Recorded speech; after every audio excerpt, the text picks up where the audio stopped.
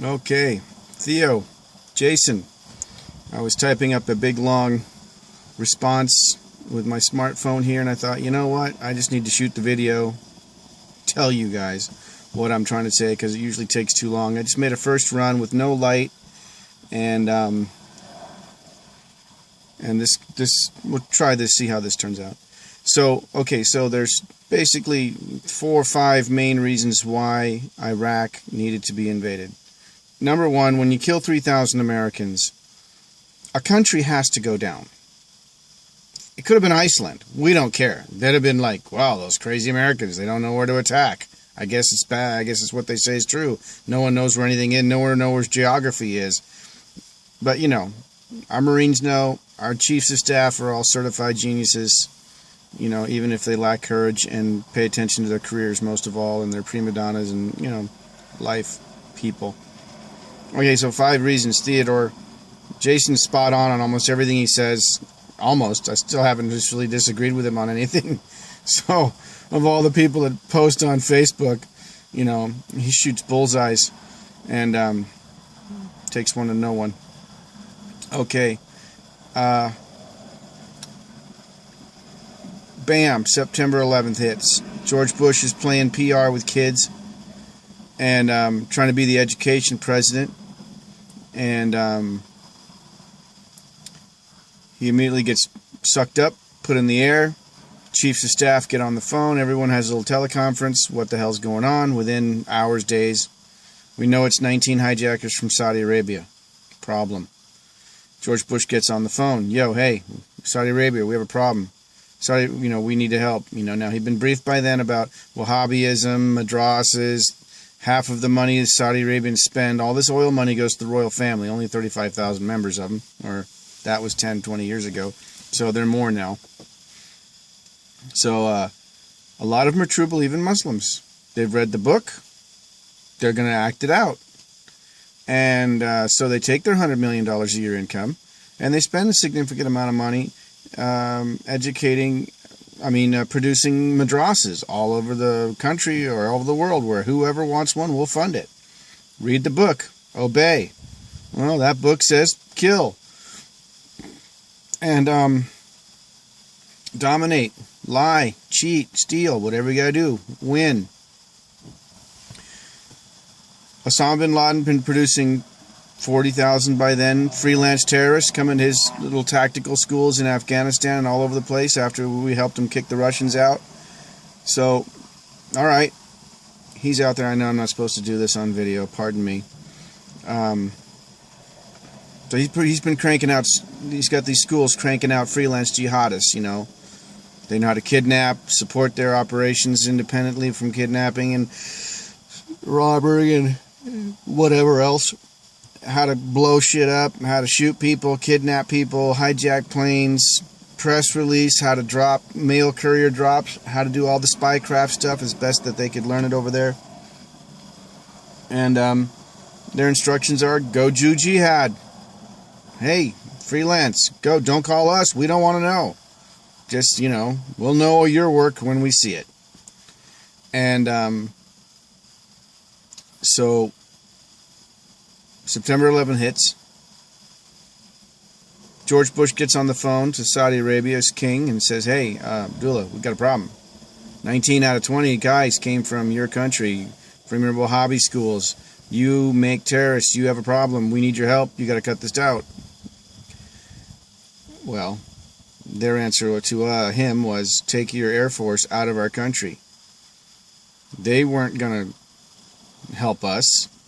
We're not going to do anything. We're pussies. We weren't going to do anything about that. George Bush, the education president, who barely won an election, okay, they know Democrats, they know Republicans, they know all that business, they know the socialist liberals are on their side, they know any war that gets started is their fault, but the Republicans have to go in there and clean up after them, and then they know that they'll spend the whole time of the war making sure America loses. Just like in Vietnam. Just like Brock says. So, get out of our country. Osama bin Laden threatened war on us too. We don't want buildings burning like that. We don't want dead guys piling up and splattering on the concrete in downtown New York, downtown Riyadh. So they didn't believe we had the balls to do anything about it. They weren't going to bet on us. When we needed their help, their answer was, hey, we're siding with Osama bin Laden. He's the stronger horse. So, back to the chiefs. Talk about it. What are my options? The chief's answer is going to be, number one, Baghdad is the geopolitical center of the world, of the Middle Eastern world. You want to change the Middle East? You go to Baghdad. That way, you're invading a neighboring country to Saudi Arabia. Invading Saudi Arabia is off the table. Can't invade Saudi Arabia. It's got the Mecca, which is the capital of 1 billion Mohammedans. So if you want to galvanize 1 billion Mohammedans against you in a holy war, sure, invade their capital. Now you could nuke it, wipe it off the face of the map, and then leave on television a solid broadcast which would endlessly loop the hadiths or the Quran verses that say Mecca will never be God will never allow Mecca to be destroyed because he's God. And if Mecca is ever destroyed, it will be proof that our God is a false God. So the whole solution to converting 1 billion Muslims is to just nuke the thing off the planet and then put up on the airwaves their own religious book which says that if we ever get destroyed, it's proof that God isn't real. Our God isn't real. So that's one solution. That ain't going to happen with George Bush. I'd do it.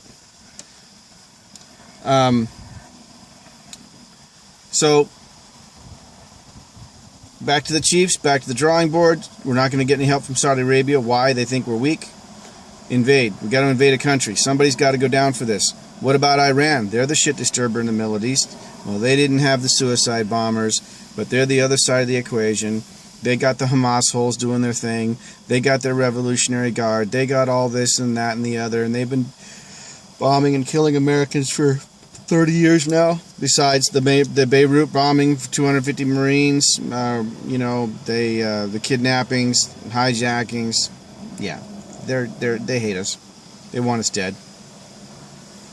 So a country had to be invaded. A country that was the heart of the Middle East, geopolitical center, number one, Baghdad. Number two, it threatens Saudi Arabia. We show up with 500,000 troops, conquer the country, and hang Saddam at the end of a rope.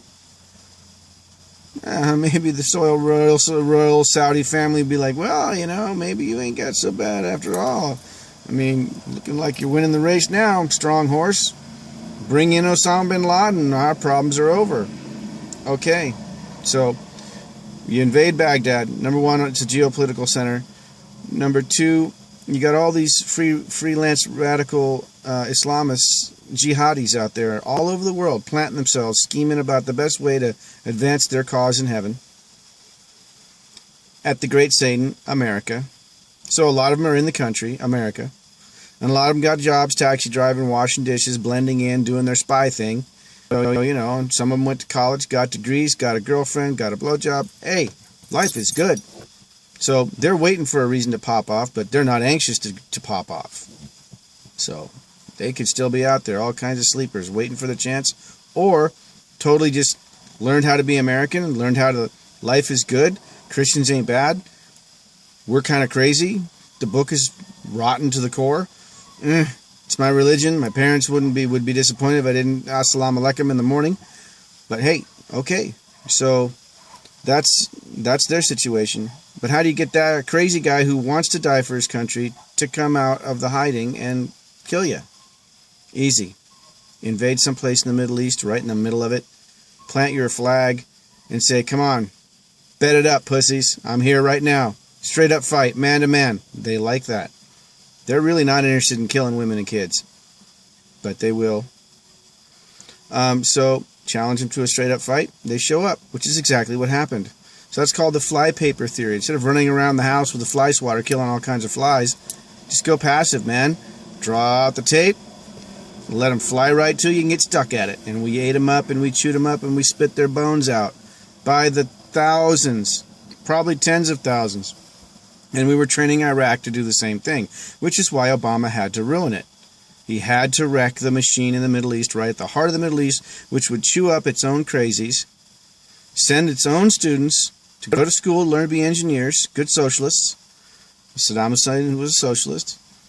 Get a job, get a wife, get some kids. That's all they want to do. When you deny them the jobs, the wives, the money to do the banking and the businesses, terrorist, right in the making. A young man without a wife, without money, terrorist. So, flypaper theory. So, number one, geopolitical center. Number two, threaten Saudi Arabia into obedience. Number three, flypaper theory. Bring the terrorists to you. Number four, drain the swamp. The entire Middle East is a little intrigue place full of all kinds of dastardly deeds, and they love lying and conniving. Well, take one country right in the middle, cut that BS out, turn them into a little worker nation full of construction workers like America, and shopkeepers like America, and small businesses like America, where everybody wants to just raise and make a family like America, and buy a Lexus like America, okay? You make them more like America, you're not going to have as many problems, okay? So that was the drain the swamp. Create a democracy in the Middle East, and pretty soon all the neighbors will be going, hey, Saudi Arabian women, hey, why can't I drive? I'm better than some Iraqi half-breed. I'm royal. Why can't I drive a car? Cuz, shut up. So they would, why can't I vote? So that kind of situation starts to go down. And so that's number four. So flypaper, drain the swamp, threaten Saudi Arabia, project power throughout the Middle East. Number five. I always forget that one. Drain the swamp, flypaper, threaten Saudi Arabia into reformation, project power throughout the Middle East. I got to read the book again. The book is, I think it was Strategic Forecasting. I have it in my Amazon to buy list, so I'll get into that. All right, this has been way long. I got to make another video to try and shorten it up. Thanks, bye.